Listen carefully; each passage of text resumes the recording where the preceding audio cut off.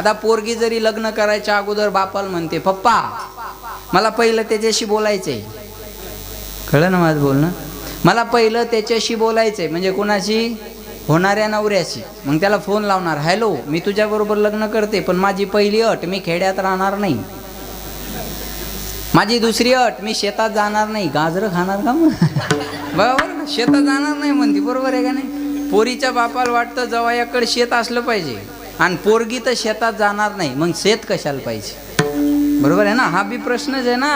हा पोरगी शेतात जाणार नाही, नवरदेवाकडे तर शेत असलं पाहिजे, मग हे शेत पाहिजे कशाला. ऐका, ती म्हणती मी शेतात जाणार नाही, माझी दुसरी अट.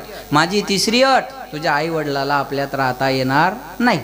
माझी चौथी अट, अंडरलाईन दिस सेंटेन्स, अतिशय महत्वाची, माझ्या मोबाईलला हात लावाय जमणार नाही.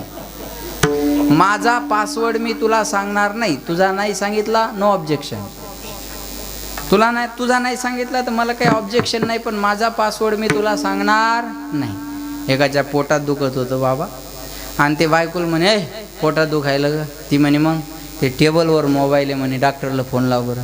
तिने मोबाईल घेतला म्हणे याचं लॉक सांगा.